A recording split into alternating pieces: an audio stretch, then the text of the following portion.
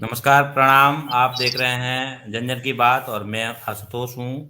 जन जन की बात का ये विशेष कार्यक्रम आप देख रहे हैं फेसबुक और यूट्यूब चैनल के माध्यम से। आज हमारा चर्चा का जो विषय है, लगातार जैसे कि हम लोग कई दिनों से ये चर्चा डिबेट कर के माध्यम से एक सॉल्यूशन की तरफ हम लोग चाहते हैं कि बिहार की जो व्यवस्था है उसके बारे में कोई राय बनाई जाए कि बिहार की जो स्थिति है उसको कैसे आखिर सुधार किया जाए। तो आज का हमारा चर्चा है कि बिहार में जो राजनीतिक स्थिति अभी बन रही है उसमें जो भी नीतीश कुमार का आगे डिसीजन आएगा, लेकिन अभी जो स्थिति है लगातार ऐसा है कि हो सकता है नीतीश कुमार फिर कब पलटी मार दें और बीजेपी के साथ जाएंगे या किसके एनडीए के साथ लड़ेंगे, अभी ये कहना बड़ा मुश्किल है। तो एक ट्वीट भी किया था आज लालू जी की जो बेटी हैं उन्होंने, रोहिणी आचार्य ने, और उसके बाद से ये हलचलें और थोड़ी सी बढ़ गई है। राजनीतिक सरगर्मी बढ़ी हुई है बिहार में। नीतीश कुमार का आखिर डिसीजन क्या होगा, ये जो बिहार के लोग हैं या जो बिहार के पब्लिक हैं तो उसको समझ पाना बड़ा ही मुश्किल है। हमारे साथ आज इस चर्चा में जुड़े हैं नवनीत जी, जनसुराज से नेता हैं। कुमार शिवम जी हमारे साथ हैं और पैनल में मौजूद हैं दिवाकर मिश्रा जी जो वरिष्ठ पत्रकार हैं। बिहार की खबरों को, बिहार के राजनीतिक चीज़ों को वो इसमें माध्यम से हमारे साथ रखेंगे। और हमारे साथ जुड़े हैं सौरभ जी। सौरभ जी, आप सभी पैनलिस्ट का, और मैं भूल गया एक चंद्रशेखर द्विवेदी जी भी हैं हमारे साथ चर्चा में। आप एक बार सौरभ जी हमारे जो पैनलिस्ट हैं उनका अगर परिचय आप ब्रीफ में कर पाएँ तो उसके बाद हम लोग कार्यक्रम स्टार्ट करते हैं। जी नमस्कार तमाम दर्शकों का हमारे इस विशेष कार्यक्रम में जो हम लगातार प्रयास कर रहे हैं बिहार की आवाज को लोगों तक पहुंचाना, चाहे वो आम जनता की आवाज हो या जो नेता धरातल पे काम कर रहे हैं, सही कार्य कर रहे हैं, उन तमाम लोगों का जनता तक उन आवाज को पहुंचाने का प्रयास हम लगातार कर रहे हैं। हमारे साथ चर्चा में तमाम लोग मौजूद हैं। आप सबका बहुत स्वागत है हमारे चैनल में। आप सब अपनी बात को रखेंगे, लोग तक पहुंचेगी आपकी बात।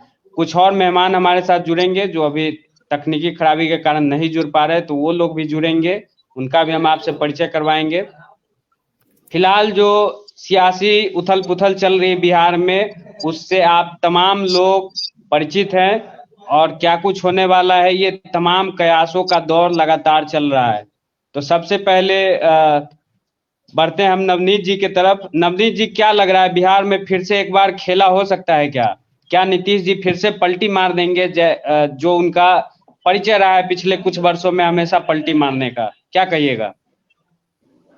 नीतीश कुमार जी क्या करते हैं ये तो बिहार में चर्चा ही है कि उनके बाएं हाथ को नहीं मालूम होता है दाएं हाथ क्या करेगा। ये जो अटकलें हमेशा आती है जब भी वो पाला बदलने वाले होते हैं, तो मेरी समझ से ये नीतीश कुमार द्वारा ही या उनके बहुत करीबी द्वारा ही इसको चलाया जाता है, ताकि जिस माहौल में हम जाने वाले हैं उसका एक वातावरण निर्माण होता रहे। तो इस वजह से हम लोग ये चर्चा सुन रहे हैं, तो जब भी वो पाला बदले हैं जाहिर सी बात है इसी प्रकार का माहौल उसके पहले बनाया गया है। इसलिए लगता है कि कहीं ना कहीं उस बात में सच्चाई है। फिर बीते दिनों जो प्रक्रिया चली मंत्री बदलने से लेकर और प्रधानमंत्री जी की तारीफ करने को लेकर, जो कर्पूरी ठाकुर जी का नाम अचानक से जो हमें कहीं पर शोर शराबा में नहीं था भारत रत्न आने का, तो ये सारी चीज लग रहा है कि उस वातावरण को बनाने के लिए नीतीश कुमार जी द्वारा ही प्रायोजित कार्यक्रम है और उसी पे पूरी बिहार, पूरे देश की मीडिया चर्चा कर रही है और इसके सूत्र में जो खिलाड़ी है वो नीतीश कुमार ही है। नहीं तो इसमें बीजेपी का भी तो हाथ हो सकता है, क्योंकि आमतौर पर बिहार की खबरों को नेशनल मीडिया प्रमुखता नहीं देती है, लेकिन जिस तरीके से इस खबर को हवा बनाया जा रहा है, क्या लग रहा है बीजेपी का भी तो इसमें हाथ हो सकता है? नहीं, बीजेपी का जहां तक आप सवाल है, मुझे लगता है कि एक अफवाह ये भी चली थी कि बीजेपी ने शर्त रख दी है नीतीश कुमार के सामने कि अगर इस बार आपको इस हमारे साथ आना है तो आपको पार्टी को अपनी मर्ज करना पड़ेगा। तो इस बात में कहीं ना कहीं एक दो नाम अभी निकल के आ रहे हैं, जैसा कि खबर चल रहा है, नित्यानंद राय और सम्राट चौधरी का नाम पेश किया गया है बीजेपी की तरफ से। और लगातार मीटिंग का दौर दिल्ली में भी चल रहा है। जेपी नड्डा से कुछ ही क्षणों में सम्राट चौधरी भी मिलने वाले हैं, अभी कुछ ही क्षणों में। बिल्कुल। और ऐसे तो अभी केसी त्यागी जी का भी बयान आया है कि भाई इंडिया गठबंधन में सब ठीक है, बिहार में सब कुछ ठीक है, ये तो उन्होंने नहीं बताया। इंडिया गठबंधन में ठीक है, तो इशारों इशारों में कहीं ना कहीं खेल तो होते हुए दिख रहा है। और नीतीश कुमार जी ने जिस तरह से सारे विधायकों को अपने घर पे बुला रखा है, चर्चा ये भी थी कि लालू जी के गुट में 7-8 विधायक घट रहे हैं तो नीतीश जी के गुट से तोड़ सकते हैं। तो सारी आशंकाएं जो हैं, वो जो वातावरण नीतीश कुमार के इर्द गिर्द चल रहा है, तो उससे इस बात की पुष्टि लगती है। बाकी नीतीश कुमार क्या करेंगे, ये दबाव की भी राजनीति हो सकती ठीक है, है, क्योंकि इंडिया है। गठबंधन में जैसे उनको वो चीजें नहीं मिली जो वो चाहते थे, तो हो सकता है कि वो ठीक है, दबाव बनाने के लिए भी ये खेल कर रहे हों। ठीक है। चंद्रशेखर जी की ओर बढ़ते हैं। क्या लग रहा है चंद्रशेखर जी, अगर नीतीश जी फिर से पलटी मारेंगे तो लालू जी का अब क्या होने वाला है?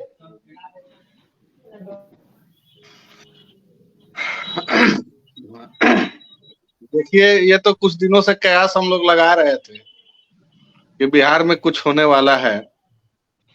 और इस बार जन सुराज के प्रणेता प्रशांत किशोर ने कुछ बातें जो रखा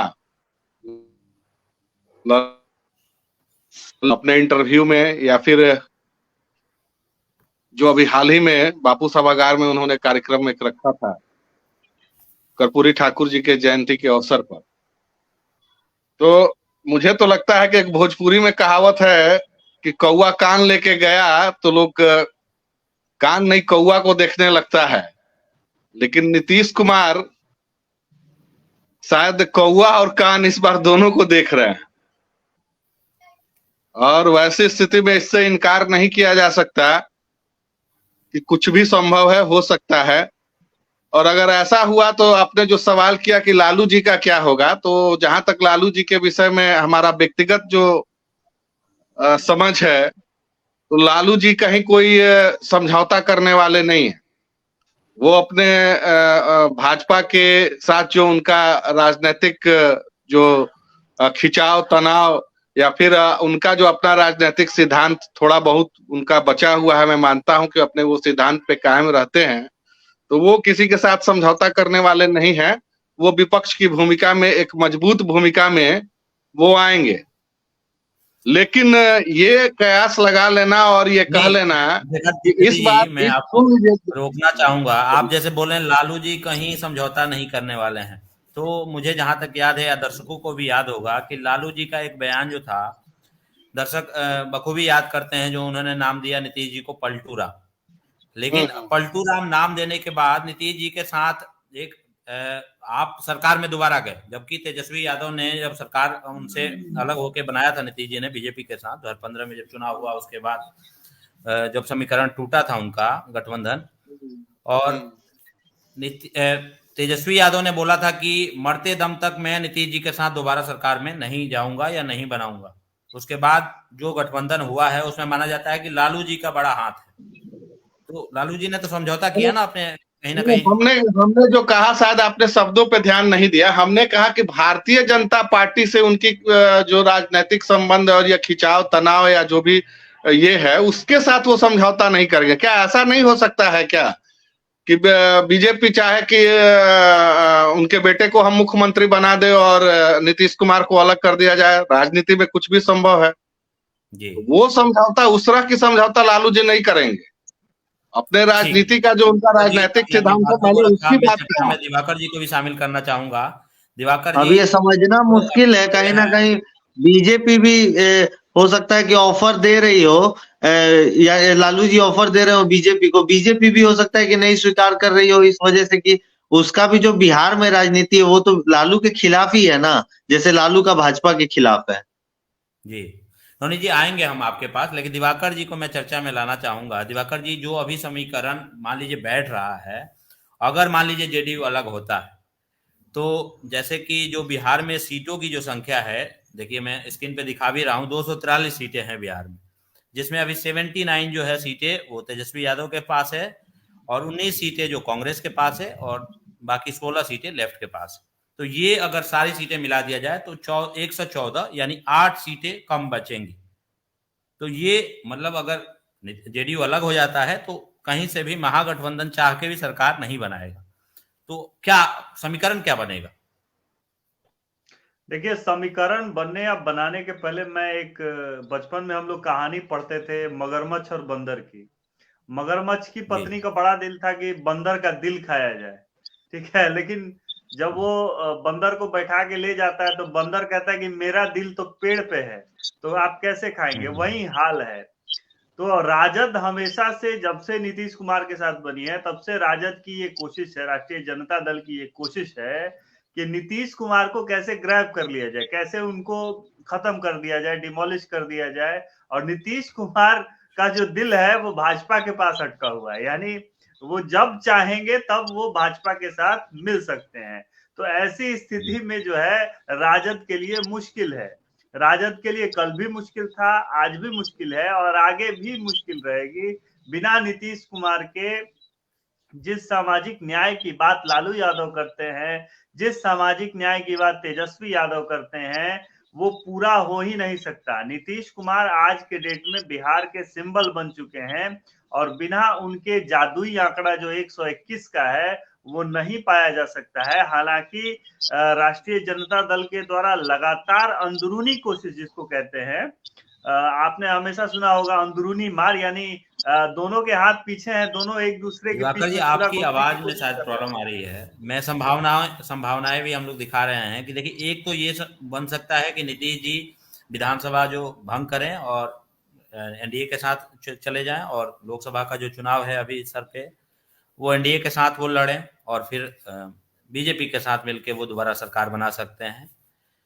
और बाकी जो भी तमाम उस पे संभावनाएं होगी उसको लेके भी मैं नवनीत जी के पास आना चाहूंगा। नवनीत जी, ये तो स्थिति वही बन रही है ना कि बिहार में सरकारें तो बदल रही हैं, मतलब लेकिन सरकार में वही आदमी कभी ना कभी किसी ना किसी पार्टी के साथ गठबंधन करके अपना कुर्सी बचा ले रहा है। तो आप कैसे देखते हैं? देखिए, आपकी आवाज तो कट रही थी, लेकिन मुझे लगता है कि मैं आपका सवाल समझ रहा हूँ। इसमें तो बिहार का कोई भी राजनीतिक दल अछूता नहीं है, क्योंकि आप जिस भी दल को देखिएगा, आप बोल रहे हैं कि सब कुल मिलाकर एक ही जगह पे आ जा रहा है, और कहीं ना कहीं आपका इशारा है कि वो नीतीश कुमार के कुर्सी पर जाकर सिमट जा रहा है। तो ये नीतीश कुमार खुद ही थोड़ी कर रहे हैं, इसमें तो सब दल उनका साथ भी दे रहे हैं। ये बिहार तो एक, आपने देखा होगा महाराष्ट्र में जब एक बार गेम हुआ, जो सरकार अचानक से पलटी, उसको लेकर 10 दिन मीडिया में या 1 महीने तक मीडिया में किस तरह का रहा। लेकिन बिहार के तो जो भी नेशनल मीडिया हो या लोकल मीडिया हो या अखबारें हो, वो इसी से रोज पटी हुई रहती हैं कि भाई आज सरकार रहेगी कि नहीं, आज क्या बदलाव होने वाला है। तो बिहार का इशू जो है वो नीतीश कुमार है। कोई यहाँ पर कोई दूसरा विकास का या दूसरी कोई बातें पटकथा नहीं लिखी जाती है। जो भी समीकरण लिखा जाता है वो नीतीश कुमार के इर्द गिर्द लिखा जाता है। लेकिन एक बात मैं और बता दूं कि बिहार की जनता कहीं ना कहीं इससे ऊब गई है। नीतीश कुमार की ये जो प्रयास है ये आखिरी प्रयास है, और आज भी नीतीश कुमार शायद यही सोचते होंगे कि भाई एक तो मेरा जो पलटू वाला या जो भी उनको कहा जाता है पाला बदलने वाला, तो इसमें तो उनको ऑलरेडी एक टाइटल मिल गया है, इसकी तो उनको चिंता नहीं है। वो अब नहीं भी बदलेंगे तो उनके साथ वही टाइटल रहेगा, बदल भी देंगे तो वही रहेगा। अब आखिरी राजनीतिक पारी को कितना खींच सकते हैं और किसके साथ खींच सकते हैं। जैसे कि पहले बात हुई थी कि भाई भाजपा से इसलिए भागे क्योंकि 25 तक उनको मुख्यमंत्री नहीं रहने देगा, 24 के लोकसभा के बाद हटाएगा, तो पाला बदल के गए महागठबंधन के पास। अब वहां भी सुनने में आ रहा है कि यही दबाव बनने लगा कि भाई लोकसभा के पहले आप तेजस्वी को मुख्यमंत्री बनाइए। तो उनका तो कहीं ना कहीं वो कुर्सी के इर्द गिर्द रहने वाला मामला है। आज भी भाजपा से कोई भी वहां से कोई भी ऑफर आता है तो उसमें ये समझौता तो जरूर होगा नीतीश कुमार का कि भाई किसी तरह मुझे एक पद पे रहना है। अब खास तो मुख्यमंत्री के ही पद पे बात होगी।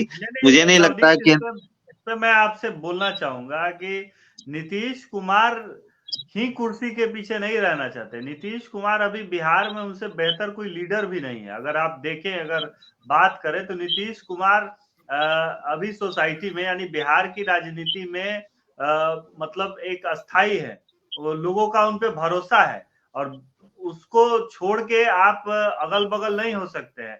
भाजपा भी अकेले सरकार नहीं बना सकती है और ना ही राजद बना कहाँ लोगों का भरोसा है। 15 साल मुख्यमंत्री रहने के बाद किसी को 243 में से 42 सीट आ रही है, तो इसको भरोसा नहीं बोल सकते हैं। नहीं, तो वही तो मैं कह रहा हूँ कि कहीं ना कहीं एक विश्वास भरोसा ही तो उनपे नहीं है किसी को, चाहे वो दले हो चाहे जनता हो।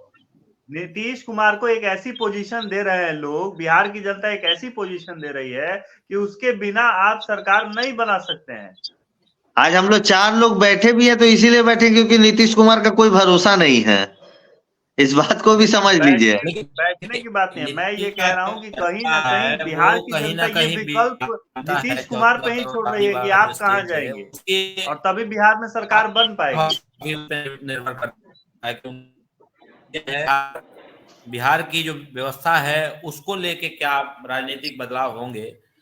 देखिए, स्थिति तो बिहार की कहीं से भी बदल नहीं रही है, केवल राजनीतिक समीकरण बदलते हुए दिख रहे हैं। वो भी इसलिए कि बिहार में नीतीश जी की जो अभी उनका जो स्थिति है, खासकर राजनीतिक जैसे उनका ग्राफ गिरा हुआ है, अब उनको जेडीयू कहीं ना कहीं बीजेपी के साथ गठबंधन में जाएगी, तभी हो सकता है कि लोकसभा की जो सीटें हैं उसमें कोई बढ़ोतरी होते हुए दिखे, या वो अपने एक जो स्थिति है उसको बरकरार रखे जो अभी मौजूदा स्थिति है।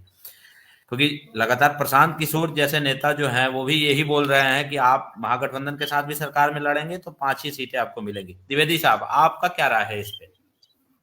यही तो विचलित कर दिया है नीतीश जी और कुंबे को। जी चंद्रशेखर जी, हमने तो पहले ही कहा आपको कि इस पर प्रशांत किशोर का जो वक्तव्य आया वो वही हाल हो गया है कि वही कौवा कान लेके गया, तो इस बार कौवा को भी देख रहे हैं और कान को भी टटोल रहे हैं और बड़ी बारीकी से। हमको लगता है कि इस बार का जो गेम होने वाला है बिहार में, या जो खेल होने वाला है, वो कुर्सी कुमार का जो उनका नाम है, पलटू राम के अलावा नाम है कुर्सी कुमार, तो मुझे दूरदृष्टि कुछ जो जा रहा है वो ऐसा लग रहा है कि कहीं ना कोई बड़ा डील हुआ है। वो ऊंचे लेवल का एक डील है जिसमें हो सकता है कि वो राज्यपाल बना दिए जाए और यहाँ का जो विधानसभा है वो भंग भी कर दिया जा सके और लोकसभा और विधानसभा एक साथ चुनाव हो, ऐसी स्थिति बन रही है। और वो व्यक्तिगत लाभ देख रहे हैं क्योंकि जब वो भारतीय जनता पार्टी के साथ सरकार में थे और पहली बार जब प्रधानमंत्री मोदी जी बने थे तो उन्होंने बिहार के मान सम्मान और स्वाभिमान को बेचने का काम नीतीश कुमार किए थे। जो नख काट करके और बाल काट करके विशेष राज्य के दर्जा के लिए जो उन्होंने एक तरह से एक अभियान चलाया था, आंदोलन चलाया था, और जो सारा कुछ भी उन्होंने किया, तो वो सारे मान स्वाभिमान को वो एक तरह से बिहार के अपने मान स्वाभिमान को बचाने के लिए बिहार के मान स्वाभिमान को बेचने का अक्सर वो काम करते रहे। तो इस बार भी वो अपने पद और प्रतिष्ठा को बचाए रखने के लिए, एक बात बचाए रखने के लिए वो कुछ भी समझौता कर सकते हैं। अपने पॉलिटिकल लाइफ सैचुरेशन में पहुंच चुके हैं और अब इससे ऊपर वो राज्यपाल या राष्ट्रपति ही बन सकते हैं या उपराष्ट्रपति बन सकते हैं।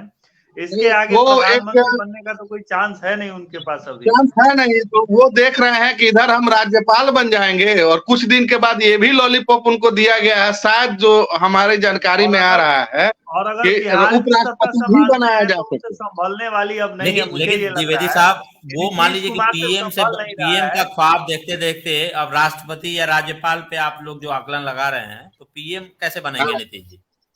पीएम इच्छा तो पीएम बनने का था, अब पीएम तो बन नहीं सकते हैं। मटेरियल है, देख रहे 24 नहीं है, नीतीश कुमार पीएम मटेरियल है, लेकिन संभावनाएं उनके पक्ष में नहीं है। अगर वो पीएम बनना चाहेंगे तो फिर राहुल गांधी कहाँ जाएंगे, अखिलेश क्यों नहीं पीएम बनेंगे, ममता बनर्जी प्रणब मुखर्जी भी पीएम कैंडिडेट थे। न्याय यात्रा है वो भी बिहार में एंट्री होने वाली है और पुणे में उसकी रैली भी है। राहुल गांधी कहाँ जाएंगे? नीतीश कुमार। मैं नीतीश जी को जोड़ना चाहूंगा, नवनीत जी को जोड़ना चाहूंगा। नवनीत जी, जनसुराज की क्या स्थिति होगी? मान लीजिए कि बिहार में मुझे तो ये पीएम में इस बार बीजेपी के साथ जाते हैं तो जनसुराज की क्या स्थिति होगी? मैं उससे पहले एक बार दिवाकर जी को बोलूंगा, ये पीएम मटेरियल वाला तो मुझे बात समझ में नहीं आता है। अगर ये 2-4-5 साल पहले तक की बात होती तो फिर भी समझ में आता। आज आप किस बिना पे कह सकते हैं बिहार का जो आपको याद होगा मोदी जब 14 में चुनाव लड़ने आए थे तो वो जो सारी बातें कही जाती है 2 करोड़ नौकरी, 15 लाख रुपया, इन सब के अलावा एक गुजरात मॉडल का पैकेज लेके आए थे। तो बिहार का ऐसा कोई मॉडल है नहीं। एक मॉडल है जो इसकी आप चर्चा मेरे को लगता है आप काउंटर करेंगे मुझे, मैं वो भी बता देता हूं। तो इस तरह का कोई है नहीं। प्लस बिहार में आपका गिरता हुआ ग्राफ है, मोदी जी का उस समय गुजरात में उठता हुआ ग्राफ था। एक है जो जातीय समीकरण का आप बात बता सकते हैं कि भाई जातीय गोलबंदी को लेके जाएंगे, लेकिन मैं आपको बताना चाहता हूं कि अगर आप कांग्रेस के साथ, अगर आप इस जाति, क्योंकि एनडीए में तो आप पीएम मटेरियल हो नहीं सकते हैं, अगर आप कांग्रेस के साथ देश के लेवल पे जब भी इस जातीय गणना वाली या जातीय जो आपने माहौल बनाया है, पिछड़ा अति पिछड़ा दलित महादलित रिजर्वेशन 75%, इसको अगर लेके जाते हैं तो मुझे लगता है बैकफायर कर जाएगा। क्योंकि कांग्रेस का जो नेचर रहा हुआ है वो भी कोई इससे बहुत मिलता जुलता नहीं रहा। चूंकि आज विपक्ष में है और विपक्ष की चीजें उसके साथ दिख रही है, तो ठीक है, हम उसको समानांतर मानते हैं कि जो बीजेपी के अगेंस्ट है वो कहीं ना कहीं कांग्रेस के इर्द दिख रहा है। लेकिन ये सारे मुद्दे कांग्रेस के कभी रहे नहीं है इतिहास में भी, तो मुझे नहीं लगता ये सेट करेगा। और आशुतोष जी ने कुछ अभी बिहार में भी देखें तो नीतीश कुमार जो है भाई भी हमारे साथ चर्चा में है, और राहुल गांधी भी भाई अगर आपको मेरी आवाज आ रही है तो मैं चर्चा में आपको जोड़ना चाहूंगा। दिवाकर जी की एक मिनट बात हो जाने दिए, कुछ इंपॉर्टेंट बोल रहे थे। मैं दिवाकर जी एक सवाल जोड़ देता हूँ, फिर आपकी बातों को चाहूंगा कि आप उस पर भी कमेंट रखें अपना। जो अभी राजनीतिक परिस्थिति बदली हुई है देश की, कुछ ही दिन पहले 22 तारीख को जो राम मंदिर का उद्घाटन, जो राम मंदिर का प्राण प्रतिष्ठा हुआ है, तो राजनीतिक जो भी मतलब जो नीतीश जी के पक्ष में एक हवा बन रहा था, या माना जाए कि बिहार में जो उन्होंने एक जातिगत जनगणना वाला जो कार्ड खेला था, उसके बाद वो लगातार कर्पूरी ठाकुर को लेके कई सारे चर्चा कर रहे थे, बैठकें कर रहे थे।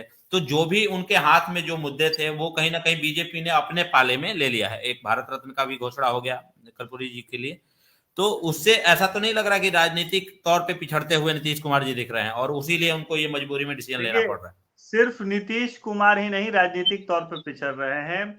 2024 का जो लोकसभा चुनाव है उसके लिए भाजपा ने जो स्ट्रोक खेले हैं, सारे जो विपक्षी दल हैं, चाहे वो अखिलेश हो यूपी में, उनके लिए मथुरा तैयार है। मथुरा का इश्यू, उसमें वो फंसने वाले हैं।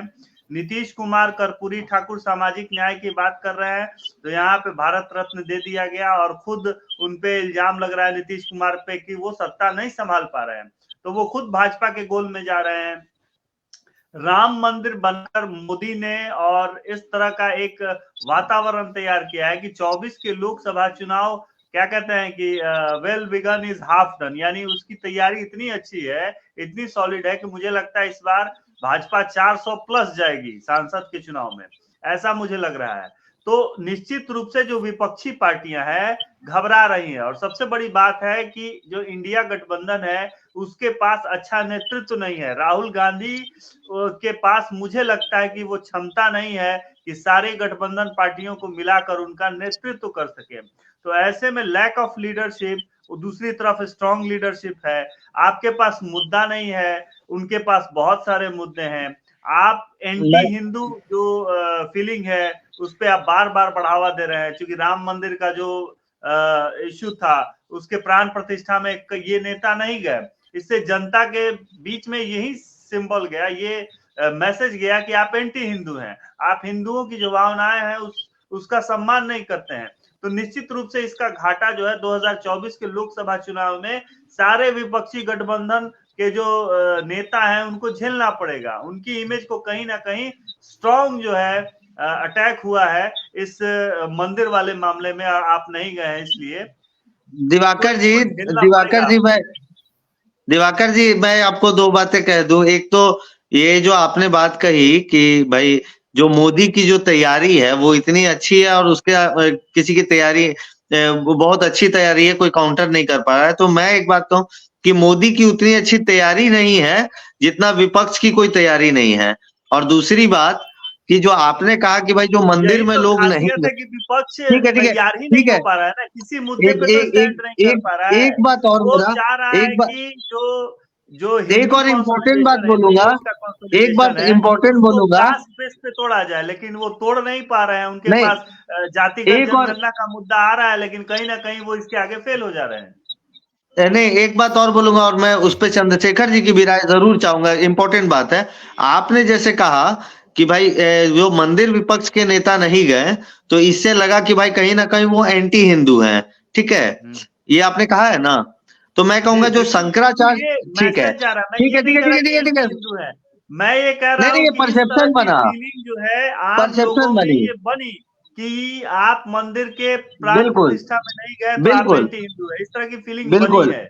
अब ये बात और इसका बताइए इफेक्ट कि 2024 ठीक में है ठीक है, दिखाई देगा नहीं लोकसभा ये बात चुनाव में। बताइए, अगर यही बात है कि मंदिर नहीं जाने से ये परसेप्शन बना कि वो लोग एंटी हिंदू हैं, तो जब शंकराचार्य जी ने मोदी जी का विरोध किया इस चीज पे, जब आपत्ति लगाई, तब लोगों को क्यों नहीं लगा कि मोदी एंटी हिंदू है और ज्यादा पॉलिटिकल है? निश्चित रूप से शंकराचार्य जी ने जो विरोध किया, तो निश्चित रूप से आप देखेंगे कि मेन स्ट्रीम मीडिया से वो दरकिनार हो गए। वो ये जो इतना बड़ा इवेंट हुआ, ये इतनी बड़ी बात हुई इंडियन हिस्ट्री में, वो साफ बैक ऑफ हो गए। वो सब लोग, उन्होंने बैकफायर कर लिया अपना, चाहे कोई भी हो, शंकराचार्य हो या राहुल लेकिन गांधी हो या नीतीश कुमार हो। शंकराचार्य जो भी धर्म को मानने वाले लोग हैं वो शंकराचार्य को जरूर समझते होंगे, और नहीं तो नहीं, देखिए धर्म, आप संघर्ष भी तो देखिए लोगों का।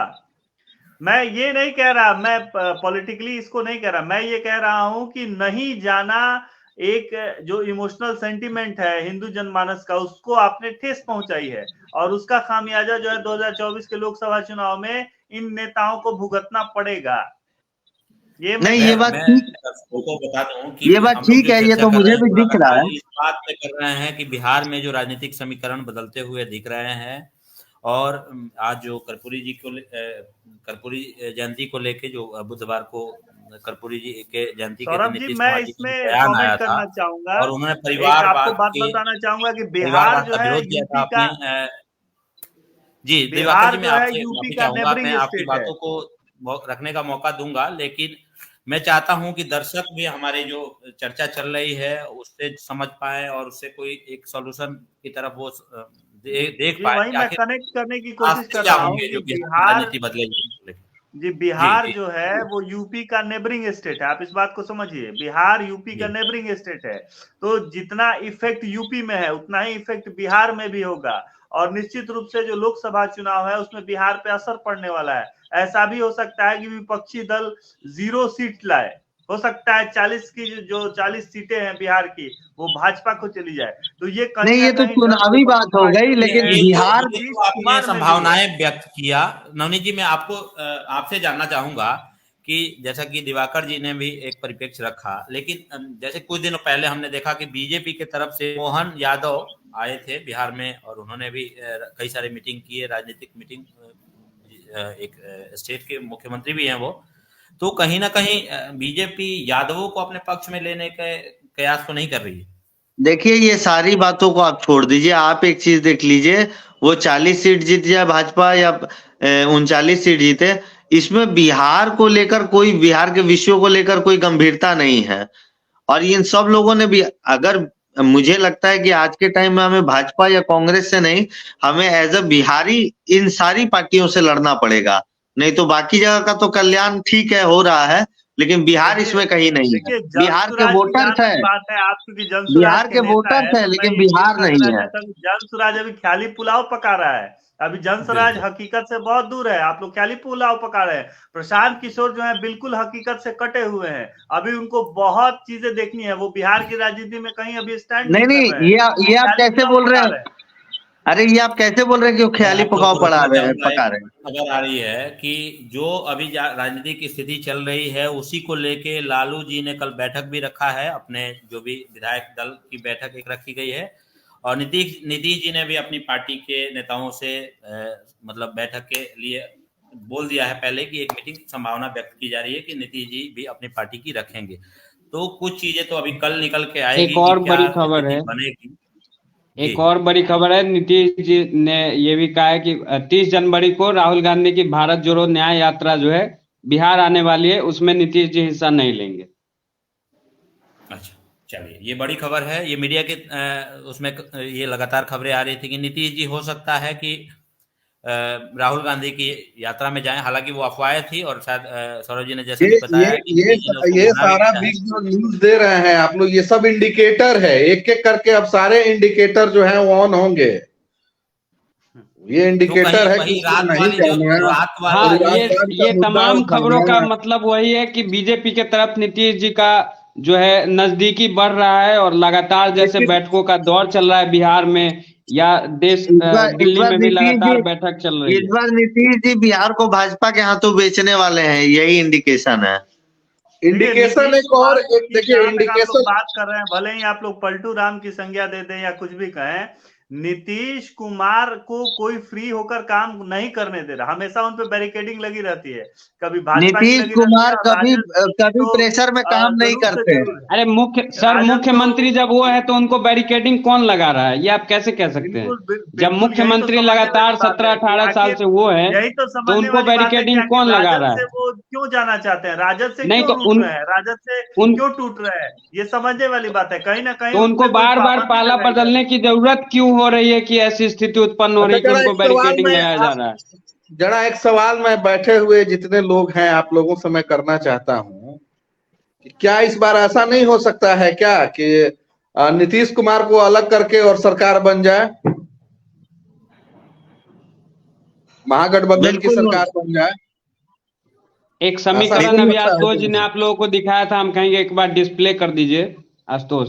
मैं वही तो जरा इस पर आपसे भी कह आप रहा लोग हूँ विचार कि ये कर लो। लगातार प्रयास ये जारी है समीकरण कि बन सकता नीतीश है। कुमार को साइड करके महागठबंधन इसमें की भी सरकार 8 बनाई सीटें जाए। कम पड़ रही है, देखिए लेकिन जो इसमें जादुई जेडीयू चंद्रशेखर नंबर जी, है वाले 121 का, बता वो देते पूरा हैं नहीं होगा, क्योंकि नीतीश 8 कुमार ये सीटें बहुत कम पड़ रही समीकरण है बढ़िया बन और सकते अपने हैं। जेडीयू विधायकों को सरकार बनाना लगातार नहीं चाहे प्रमोट नहीं, भी। करवा रहे हैं। चंद्रशेखर अगर जी जो नीतीश बोलना जी चाह के रहे हैं, अरे जी चंद्रशेखर जी जो बात बोलना चाह रहे हैं वो सीटों की गिनती की बात नहीं है। चंद्रशेखर जी जो बोलना चाह रहे हैं वो सीटों की गिनती की बात नहीं है। मैं उनसे पूर्णतः सहमत हूँ कि एकदम हो मैं सकता समझ है, गया, मैं उनके इशारे को समझ एकदम गया, सही बात लेकिन है, वो हो इसमें सकता है। ये और कोशिश तो वही चल रही है ना, कोशिश तो यही चल रही है कि नीतीश कुमार को कैसे साइड हटाया जाए और तेजस्वी यादव को मुख्यमंत्री बनाया साइड जाए, नहीं कैसे हटाया जेडीयू जाए, को तोड़ दिया जाए। ये तो राजद की तरफ से चल मैं रहा है, नवनीत जी, भाजपा नवनीत की जी, मैं तरफ मैं से वही भी कह यही रहा हूँ, आपको चल रहा है। जानना राजद की चाहूंगा तरफ से ये कि लगातार जनसुराज के आज नेता से का भी नहीं हाथ है क्या 2020 इसमें? से जब एक से सरकार जनसुराज बनी के है नेता तब से ये प्रशांत प्रयास किशोर जी चल का रहा भी है। हाथ तो नहीं है? एक नीतीश जी एक कोई बार एक मिनट मेरी बात ध्यान से सुन लीजिए। जी बीजेपी इस बार बहुत ही बारीकी से चीजों को देख रहा है और उस पर जो भी मंथन कर रहा है वो कर रहा है। उसमें वो एक चीज जरूर देख रहा है कि अगर हम इनको मुख्यमंत्री बनाते हैं तो भी कुछ बहुत सारे ऐसे सरकार में भ्रष्टाचार के मामले हैं, बहुत ऐसी बातें हैं जो अपने सर पे वो ठिकरा फोड़ना नहीं चाहती है बीजेपी, नीतीश को मुख्यमंत्री बना के भी। और अगर खुद भी अपने किसी दल के व्यक्ति को मुख्यमंत्री बनाता है बीजेपी तो भी उसके सामने समस्या है, क्योंकि नीतीश कुमार फिर भी उसको स्थिर नहीं रहने देंगे। अभी जो बात चल रहा था कि नीतीश कुमार पर उसको विश्वास नहीं है, वैसी स्थिति में बीजेपी दो निशाना अभी लगाए हुए है। जो मेरी जो थोड़ी बहुत राजनीतिक बुद्धि और समझ है उसमें वो है कि नीतीश कुमार को साइड कर दिया जाए और इनके प्राकरण जो जो उसके नजर में जो जंगल राज है वो पूरी तरह से आ जाए, या फिर विधानसभा को भंग करके लोकसभा के साथ विधानसभा की चुनाव करा ली जाए। तो वो दो जो उसका बोलिए। एक बात हम लोग को समझना होगा कि निश्चित रूप से इस बार भाजपा बड़ी तैयारी में है। बड़ी वो तैयारी बिहार में की 243 विधानसभा की सीटों पर चुनाव लड़ने की मैसिव तैयारी कर रही है। अमित शाह इसकी तैयारी लगातार 5 सालों से कर रहे हैं और इस चीज को नीतीश कुमार भाप रहे हैं। और वैसे भी लोकसभा के चुनाव में इस बार कोई टक्कर देने वाला नहीं है भाजपा को, तो निश्चित रूप से उसका इम्पैक्ट जो है बिहार पे भी पड़ेगा। बिहार की राजनीति में भी हो सकता है कि इस बार भाजपा की तैयारी के आगे माई समीकरण हो या ईबीसी ओबीसी समीकरण हो या जात की राजनीति हो या जातिगत जनगणना का मामला हो या नौकरी देने की नहीं, बात हो, लेकिन ये सब दिवाकर जी फेल हो जैसे कि जाए। आपने तो नीतीश आपने कुमार बताया कहीं कि ना कहीं ये भाजपा भाप रहे पूरी हैं। तैयारी कर रही है कि 243 सीटों पे लड़ेगी, लेकिन जो खबरें हैं, अगर आप मान लीजिए कि जेडीयू के साथ सरकार बनाते हैं या जेडीयू के साथ चुनाव में फिर दोबारा जाते हैं, तो 243 सीटों पे लड़ने वाला जो ख्वाब आपने बनाया है वो तो नहीं मतलब पॉसिबल है। अभी अभी जो खबर भी आ रही है कि ये जो बीजेपी के अध्यक्ष हैं, राष्ट्रीय अध्यक्ष, उनका केरल का दौरा था, उन्होंने वो दौरा रद्द कर दिया है और वो मीटिंग मतलब आज अमित शाह के साथ बैठेंगे मीटिंग में।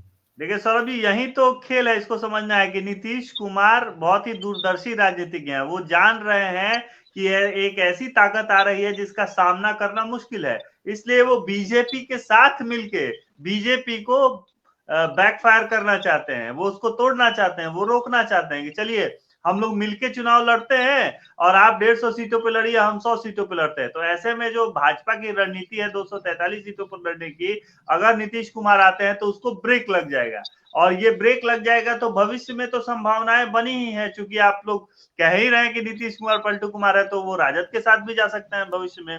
तो ऐसे में मिलके ही बीजेपी के साथ मिलके ही बीजेपी को रोका जा सकता है। दिवाकर जी, अगर आप जो कह रहे हैं, दिवाकर जी आप जो कह रहे हैं भाजपा 243 सीटों पे लड़ने की तैयारी कर रही है, तो भाजपा एनडीए में अकेले तो है नहीं, उनके साथ मांझी जी भी हैं, उनके साथ पशुपति पारस भी हैं, तो फिर वो 243 सीट पे कैसे लड़ेंगे चुनाव और कैसे उनकी तैयारी चल रही है? बात एनडीए की ही हो रही है, लेकिन ये लोग पलटू कुमार नहीं ना है। देखिए दिवाकर जी, ये तो नहीं, उसमें है, उनका ये ध्येय है कि लोकसभा के साथ ही विधानसभा की सीट तय हो जाएगी, भंग करने के बाद दोनों एक साथ चुनाव होगा। बीजेपी और दिवाकर जी बीजेपी की जो आंधी है वो बहुत मजबूत है, और नीतीश कुमार और राजद ये दोनों मिलकर अभी तो 22 का नहीं कर सकते। दिवाकर जी है कि राजद और जदयू की ये स्ट्रेटेजी हो कि हम आपस में फूट करें और इसका लाभ लेकर मैं बीजेपी में जाऊं और बीजेपी को अंदर से अंदर जो है क्या कहते हैं उसे रोकने की कोशिश करूं, उस पे स्पीड ब्रेकर लगाऊं। 22 तारीख का जो एक धर्म के राजनीतिकरण का सबसे बड़ा मुद्दा जो उठ रहा है, उस राजनीतिकरण का फायदा तो बीजेपी लेना चाहेगा ही ना, वो तो लेगा ही लेगा। तो वो देख रहा है कि क्यों नहीं हम 24 में ही ले लें, 25 का इंतजार क्यों करें। जात की राजनीति उड़ जाएगी और इसी का दिवाकर जी मैं आपको एक और बात बता दूं, बहुत गंभीरता से बोल रहा हूं कि ये चूंकि लोकसभा का एक तो संभावना, अगर लोकसभा विधानसभा की एक साथ हो जाती है तो अलग बात है, लेकिन अगर आप 25 को लेके ऐसा सोच रहे हैं, नीतीश कुमार इतने दूरदर्शी व्यक्ति हैं और ये चीज अगर सोच रहे हैं अगर आपके शब्दों में, तो ये पहले हो चुका हुआ है, अब तो ये संभव नहीं है, माने वो ख्याली पकाव वाली बात होगी। क्यों? क्योंकि अभी लोकसभा इसलिए सब पार्टी तरजीह दे भी दे, लेकिन 2025 के विधानसभा में 100 सीट देकर नीतीश कुमार के साथ लड़ने वाली कोई पार्टी नहीं है। नीतीश कुमार के इतने बड़े एंटी इनकम्बेंसी के बोझ को कोई नहीं लेगी, और 2024 में आप ही के कथन अनुसार अगर भाजपा को भी अगर बहुत बहुमत मिलता है तो उसको भी नीतीश कुमार को ढोने की जरूरत या ढोने की इच्छा नहीं करेगी, क्योंकि जितना नफा में नहीं जाएंगे उतना उससे ज्यादा नुकसान में चले जाएंगे। अच्छा, मैं चंद्रशेखर जी आपसे एक चीज समझना चाहूंगा, दर्शकों को भी मैं चाहूंगा कि आप इस चीज को समझाए कि अभी जो बीजेपी ने मतलब एकदम से अनाउंस किया कि आप कर्पूरी जी को भारत रत्न देंगे, तो ये जो फैसला है वो राजनीति के दृष्टिकोण से अगर देखा जाए तो क्या इसमें क्या भूमिका, मतलब अगर राजनीति के रूप से इसको बीजेपी का फायदा होगा या नुकसान होगा? दो चीजें हैं, इसको समझने की जरूरत है कि जो धर्म की राजनीति है उसमें भाजपा का कोई तोड़ नहीं है। मेरी बात समझने की कोशिश कीजिए। जो धार्मिक आधार पर राजनीति करने वाली पार्टियां हैं उसमें भाजपा को कोई तोड़ने वाला नहीं है, और इस बार राम मंदिर भी बना है तो भाजपा का कोई तोड़ नहीं है। और भाजपा के पास लेकिन विकल्प है, वो कोई भाजपा को तोड़ नहीं सकता है, लेकिन भाजपा जात की राजनीति करके जात की राजनीति करने वाले नेताओं को तोड़ सकती है। और इसी क्या कहते हैं पॉलिटिक्स के तहत उसने कर्पूरी ठाकुर को भारत रत्न दिया है। लगातार जो है जातिगत जनगणना की मांग को मांगा है, तो कहीं से जाति की राजनीति करने वाली पार्टियां जो है वो भाजपा को हार्म नहीं कर सकती हैं, लेकिन भाजपा जो है उनको तोड़ सकती है। हालांकि जो जाति की राजनीति करने वाली पार्टियां हैं, जो क्षेत्रीय पार्टियां हैं जैसे राजद है, जदयू है, वो लगातार इन मुद्दों को हाईलाइट करके भाजपा को नुकसान पहुंचाना चाहती हैं। यानी हिंदू डिवाइडेशन की जो पॉलिसी है, हिंदू वोट्स डिवाइडेशन की जो पॉलिसी है, उसको फॉलो करने का प्रयास कर रही हैं। लेकिन राम मंदिर के इश्यू के कारण जो हिंदू वोट्स का कंसोलिडेशन है वो लोकसभा में निश्चित रूप से आपको देखने को मिलेगा। और इन दोनों पार्टियों का ये प्रयास है कि भाजपा का ये जो एजेंडा है इसको तोड़ा जाए, और भाजपा का एजेंडा है कि इनकी जातिगत राजनीति को तोड़ा जाए। और इसी के तहत ये जो पार्टियां हैं आपस में खेल कर रही हैं, कभी मिलने का, कभी जुलने का, कभी भारत रत्न देने का, कभी जातिगत जनगणना की मांग को समर्थन करने का। तो ये सारी चीजें दोनों तरफ से चल रही हैं। वो उनके खेमे को तोड़ना चाहते हैं और मनी भाजपा जी, इनके खेमे को जैसा तोड़ना कि चाहते हैं। हम लोग को एक खबर भी आया था दिन में, जब हम लोग की किसी राजनीतिक व्यक्ति से बात हुई थी, तो उन्होंने ये चीज बताया कि बीजेपी और जेडीयू का जो गठबंधन है ऑलमोस्ट फाइनल हो चुका है, लेकिन अभी जो पेच फंसा हुआ है केवल इस बात को लेकर फंसा हुआ है कि मुख्यमंत्री बीजेपी का होगा या नीतीश जी का होगा। नीतीश जी बीजेपी के साथ जाना तो चाहते हैं, लेकिन वो कहीं ना कहीं अपना सीट नहीं छोड़ना चाहते हैं। और जो मामला बीजेपी इसी की पे अभी पेच फंसा हुआ है। देखिए, जी, पेच अभी भाजपा इसी पर चाहती फंसा है, हुआ है। भाजपा तो कौन चाहती हो है सकता है कि बीजेपी की तरफ सम्राट से? अगर मान चौधरी लीजिए या कि नित्यानंद मुख्यमंत्री का राय चेहरा को अगर के तौर पे मुख्यमंत्री देखा बना जाए तो के, कौन हो सकता है वो व्यक्ति? मैं आपसे एक सवाल दो नाम कह रहा हूँ। प्रस्तावित किए गए भाजपा हैं। यही चाहती है, ऐसा भाजपा है, यही चाहती है कि सम्राट चौधरी या नित्यानंद राय को मुख्यमंत्री बना के जो दलित वोट्स हैं, जो बैकवर्ड वोट्स हैं, उनको साधा जाए, जिससे कि उसको 2024 के लोकसभा में भी फायदा हो और 2025 के विधानसभा में भी फायदा नहीं, हो। लेकिन मैं नीतीश थोड़ा कुमार सा जो है इसके लिए तैयार नहीं है। यही समस्या मैं हो रही थोड़ा है, सा इसी पे पेच अटका हुआ है। जी, मैं चंद्रशेखर थोड़ा जी सा रखिए इशारा अपनी कर बात। देना चाहता हूँ कि अभी जो मध्य प्रदेश का मुख्यमंत्री बनाया गया, जी। यादव जी बनाए गए, हम्म।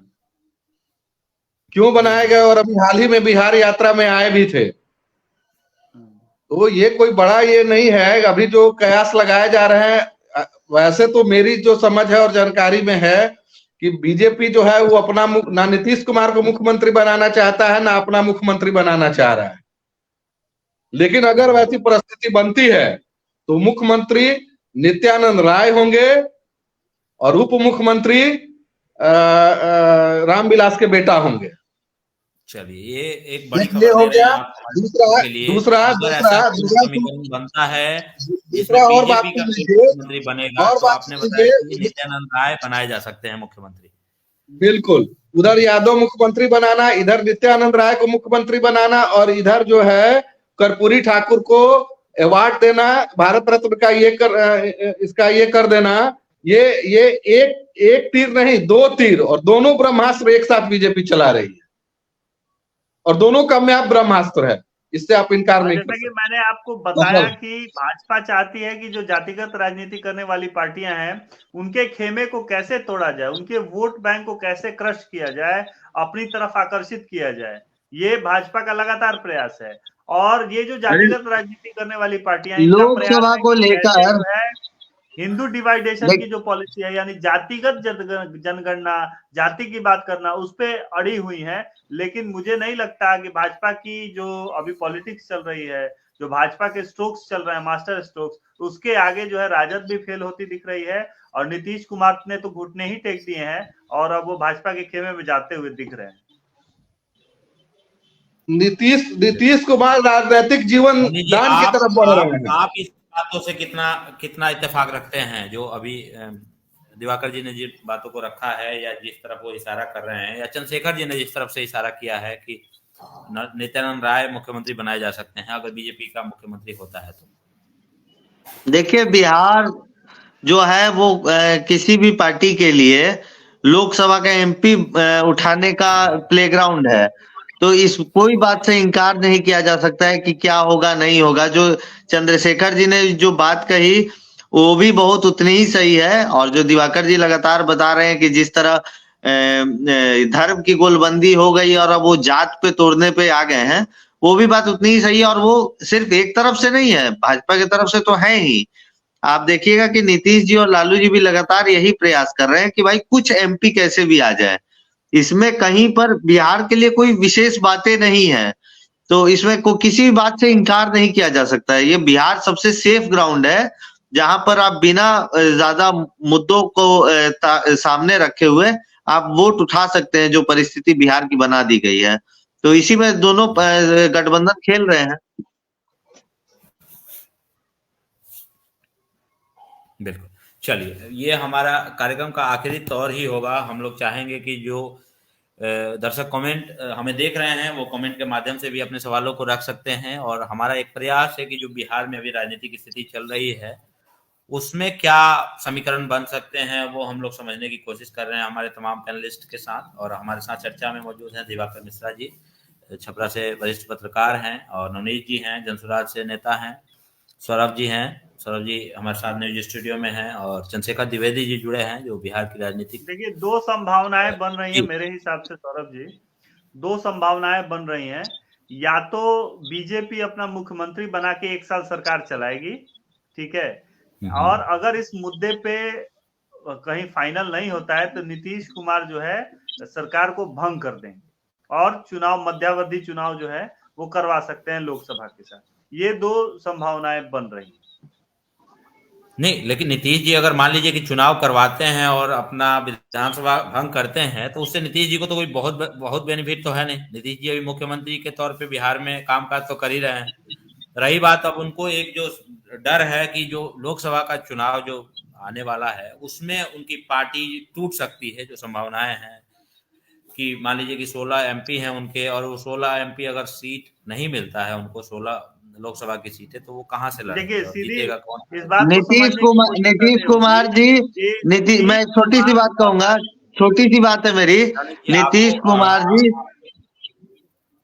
नीतीश कुमार जी ये कर सकते हैं। आपने कहा कि कोई लाभ नहीं है, उनको एक लाभ है, चूंकि अब उनको बिहार से कोई बहुत ज्यादा मतलब नहीं है, तो बीजेपी को पूरे दिखाएंगे कि ये लीजिए, मैं पूरे तोहफे के तौर पे आपको पूरा बिहार दे रहा हूं, चाहे वो लोकसभा की सीटें हो या सभा का, जो करना है वो कीजिए। मेरे करियर के अंतिम दौर में मुझे कुछ एक बड़ा पदोन्नति से मुझे सम्मानित कर दीजिए, मुझे बड़ा बना दीजिए, ताकि मेरा जो आखिरी काल है वो आराम से कटे। संन्यास लेने की तैयारी कर रहे हैं नीतीश कुमार। देखिए, दो बातें हैं, ये बिल्कुल कंफर्म है कि एक तो अगर राजद भीतर से तोड़ देगी जदयू को, तो फिर नीतीश कुमार के पास कोई ऑप्शन ही नहीं रह जाएगा। भाजपा उनको कोई चीज ऑफर नहीं करेगी और उनका पॉलिटिकल करियर भी खत्म हो जाएगा। और तब तो आज रात को ही सरकार पलट जाएगी। हाँ, भाजपा के साथ जाते हैं तो एक ऑप्शन उनके पास रहेगा कि एक तो मुख्यमंत्री भी बनवा देंगे भाजपा का, राजनीतिक करियर भी सेटल रहेगा, और भविष्य में वो उपराष्ट्रपति, राष्ट्रपति या राज्यपाल बन के कहीं आराम की जिंदगी बिता सकते हैं, क्योंकि वो राजनीतिक संन्यास के दौर में अब आ रहे हैं। नवनीत जी, जैसा कि दिवाकर जी ने बताया, तो वो चीजें तो हम लोगों ने देखा कि जो एक उनको डर था कि बीजेपी तोड़ ना दे, सॉरी आरजेडी तोड़ ना दे उनकी पार्टी को, तो उन्होंने अपना राष्ट्रीय अध्यक्ष तक बदल दिया और खुद राष्ट्रीय अध्यक्ष की गद्दी पे बैठ गए। जबकि ललन सिंह काफी चहेते नेता हैं, उनके लिए तो उन्होंने आरसीपी सिंह को साइड कर दिया था। ललन सिंह के लिए तो यही ऑफर ही था ना कि पूरा सत्ता तेजस्वी के हाथ में हो जाए और आपको डिप्टी सीएम बना देंगे। और ललन सिंह जानते थे कि अपने अनुभव के आधार पर और तेजस्वी की बुद्धिमत्ता जितना है, तो दोनों को ललन सिंह अच्छे जानते हैं कि सीएम ये, डिप्टी सीएम है ये, लेकिन सरकार तो हम ही चलाएंगे। जैसे महाराष्ट्र में आज हो रहा है, देवेंद्र फडणवीस सरकार चला रहे हैं, तो तकरीबन उसी तरह का समीकरण सोचा होगा ललन जी ने भी। देखिए, एक बात तो समझने की ये है, एक बात तो समझने वाली है कि एक आखिरी कमेंट लेना चाहूंगा, उसके बाद हम लोग इस कार्यक्रम को यहीं आगे विराम देंगे। चंद्रशेखर जी, मैं आपसे आखिरी कमेंट लेना चाहूंगा कि जो स्थिति है, दिवाकर जी मैं आपको दोबारा चर्चा में मौका दूंगा बोलने का, लेकिन मैं चंद्रशेखर जी से पूछना चाहूंगा कि जो स्थिति है उसको लेके आपका आखिरी कमेंट क्या होगा, बिहार की राजनीति में जो अभी स्थिति है उसको लेकर। आखिरी कमेंट यही है कि कुछ भी नहीं कहा जा सकता है, जो दो संभावनाएं हम लोग व्यक्त किए हैं उसी में से जो हो, लेकिन ये आज रात में ही हो जाए कुछ भी जा सकता है, लेकिन आपने कहीं ना कहीं इशारा किया था कि नित्यानंद राय भी मुख्यमंत्री बनाए जा सकते हैं, उसी को लेकर मैंने ये सवाल पूछा था। उसमें तो है, वो तय है कि वो अगर मुख्यमंत्री बनाएगा तो उसको बनाएगा, नहीं बनाएगा तो भंग करवाएगा। ज्यादातर संभावना यही होता है। नीतीश कुमार इस बार एक पूरी संभावना है कि नीतीश कुमार इस बार मुख्यमंत्री नहीं बन रहे हैं। ये आप जान लीजिए, नीतीश कुमार दोबारा मुख्यमंत्री नहीं बन रहे हैं। चलिए, ये ब्रेकिंग न्यूज है। ज्यादा खुशी होगी जान के कि बिहार के जो अभी मौजूदा सीएम है नीतीश जी, हो सकता है कि अगर आप ब्रेकिंग न्यूज नहीं, आप एक पट्टी चला दीजिए, ब्रेकिंग न्यूज की नहीं, खुशखबरी की। देखिएगा पूरा बिहार आपको देखने लगेगा खुशखबरी, नीतीश कुमार अब दोबारा मुख्यमंत्री नहीं बनेंगे। बिहार की जनता इस खबर से बहुत खुश है। मैं हो सकता है कि कल के डेट में ये चंद्रशेखर जी की जो संभावनाएं हैं वो सत्य भी साबित हो जाए, लेकिन मैं फिर भी नवनीत जी आपसे आखिरी कमेंट चाहूंगा कि जनसुराज की क्या स्थिति होगी। मान लीजिए कि बीजेपी के साथ अगर गठबंधन में नीतीश जी जाते हैं तो जनसुराज की क्या स्थिति बनेगी? जनसुराज तो कोई जन सुराज तो अभी मतलब शुरुआती दौर में है, वे तो ना बीजेपी के फिर भी मैं एक नेता के तौर पे ये मैं चाहूंगा कि नवनीत जी इसके बारे में बताएं कि क्या स्थिति बनेगी। देखिए वही बात है, जनसुराज तो अभी कोई दल नहीं है और जनसुराज बहुत जल्दी में कोई काम नहीं करने वाला है। इस बात के लिए तो आप आश्वस्त रहिए। जैसे कि आप लगातार नीतीश जी को घेर तो रहे हैं ना, नीतीश जी को नहीं मैं बता रहा हूँ मान लीजिए मैं बता रहा हूँ कि अगर नित्यानंद राय मुख्यमंत्री बन सकते हैं तो आप नवनीत जी मैं बता रहा हूँ किसको घेरेंगे? मुझे बहुत खुशी है कि आपने ये सवाल पूछा, इसलिए क्योंकि चर्चा के बीच में एक बार दिवाकर जी ने ऐसी बात कही थी जिसका मुझे उत्तर देना था, लेकिन बात फिर कहीं और चली गई। जो उन्होंने बात कही थी कि जनसुराज के लोग या प्रशांत किशोर बॉबी ख्याली पुलाव में है, तो मैं उसका जवाब ही दे रहा हूँ कि जनसुराज उनके नजर में ऐसा हो सकता है कि ख्याली पुलाव में है, या बहुत ज्यादा लोगों के नजर में हो सकता है जो लोग इसको गंभीरता से शायद नहीं देख पा रहे हो। जनसुराज किसी जल्दी में नहीं है। लोगों को लग रहा है कि चुनाव लड़ने की जल्दी में नहीं है, और जनसुराज अपना पूरा समय लेकर आया है। ऐसा नहीं है कि उसको साल भर के अंदर 6 आपने बोला कि जनसुराज जल्दी में नहीं है, लेकिन जनसुराज के कई सारे ऐसे नेता हैं, वो आपको भी ये चीजें पता होंगी, जो अंदर ही अंदर लोकसभा की तैयारी तक कर रहे हैं। बिल्कुल तैयारी नहीं कर रहे हैं। कई नेता बात पे नहीं हो रही कि जनसुराज पार्टी नहीं बना है। कई नेता ऐसे भी हैं तैयारी तो नहीं तैयारी तो कर ही रहे हैं। आप ये भी देखिए कई नेता घोषणा भी कर देते हैं। देखिए अगर ये भी बात हो रही है, लेकिन 24 में चुनाव हो गया तो, या अगर 25 में चुनाव हुआ तो जनसुराज एक राजनीतिक बड़ा विकल्प के रूप में उभर के आएगा। इससे मैं आपसे माफी चाहूंगा। मैं आखिरी कमेंट सौरभ जी से भी लेना चाहूंगा। सौरभ जी, आपकी क्या राय होगी अभी जो बिहार में स्थिति है और जो राजनीतिक हालात बदलते हैं, तो इससे क्या होगा? फायदा होगा जनता को या नुकसान होगा? नहीं, जनता को तो लगातार नुकसान ही हो रहा है, और बराबर जो ये होता है तो नए मुख्यमंत्री बनते हैं तो उनका तो सैलरी इंक्रीज हो जाता है जितनी बार वो सत्ता हाथी आते हैं तो उनका तो उससे फायदा हो रहा है। लेकिन लगातार 20 सालों से तो नीतीश जी गद्दी थामे हुए हैं। एक बार बीच में नहीं तो मांझी को मौका मिला था। हाँ वही तो बार जो अगर आप 5 साल का आपको जनता ने भरोसा जताया कि आपको जनता ने मुख्यमंत्री बनाया, आप उस 5 साल में 3 बार मुख्यमंत्री बन जा रहे हैं, तो आपका तो सैलरी अलग इंक्रीमेंट हो रहा है। जैसे लोग जॉब पकड़ते हैं प्राइवेट कंपनी में और इंक्रीमेंट का वो लगाए रहते हैं आस की बढ़ना चाहिए, वैसे कर रहे हैं, तो जनता का तो इससे नुकसान ही हो रहा है। तो इससे अच्छा है कि आखिरी कमेंट चाहूंगा। तमाम बातें आपने सुना, इसलिए मैंने आपको रखा था आखिरी में कि आप जो देखिए आशुतोष जी, लास्ट में मैं यही कमेंट करना चाहूंगा कि बिहार की जनता को और क्या जी देखिए, राजनीति जो है बिहार की, इसमें कोई किसी का सगा नहीं है। यानी एक नॉर्मल कमेंट है कि राजनीति में कोई किसी का सगा नहीं होता है। और जिस दिन ललन सिंह को अपॉर्चुनिटी मिलने की संभावना हुई, उसी दिन नीतीश कुमार ने उनको भाप लिया। जिस दिन राजद को ये लगा कि नीतीश कुमार को धोखा देकर सरकार बनाई जा सकती है, राजद ने भी अपना दांव खेला। उसी तरह नीतीश कुमार को अगर लगता है कि इन दोनों पे भी मैं भरोसा नहीं करके अलग से बीजेपी की बात क्यों नहीं बोलते हैं? तो वो दांव बीजेपी की बात क्यों नहीं बोलते हैं? बिहार की, नवनीत जी मैं कहना चाहूंगा कि बिहार की राजनीति में बड़ा कहावत नहीं बीजेपी के बारे में क्यों नहीं बोलते हैं? आना खेले दे खेलवे बिगाड़ दे। तो बीजेपी ने क्या किया है समय पे? खेलने देंगे या मुझे आपत्ति है बिगाड़ देंगे। दिवाकर जी, मुझे आपत्ति है। आप ये तो लगातार बोलते हैं, बीजेपी का भी तो रोल एक बार आप आखिरी कमेंट में जोड़ ही दीजिए। हर बार मौका परस्ती के साथ बीजेपी ने कैसे धोखा दिया है बिहार को, हर तरीके से, वोट बैंक नहीं, विकास के नजरिए से और मोरल ग्राउंड से। कहा कि राजनीति में कोई किसी का सगा नहीं है, तो नहीं कोई नहीं। भाजपा ने क्या किया नीतीश कुमार से? तो नीतीश कुमार का साथ उन्होंने लिया, उन्होंने भी सत्ता का स्वाद चखा, उन्होंने भी जो राज सत्ता का सुख है वो भोगा। उससे ये भाजपा ने मजाक नहीं बनाया बिहार का।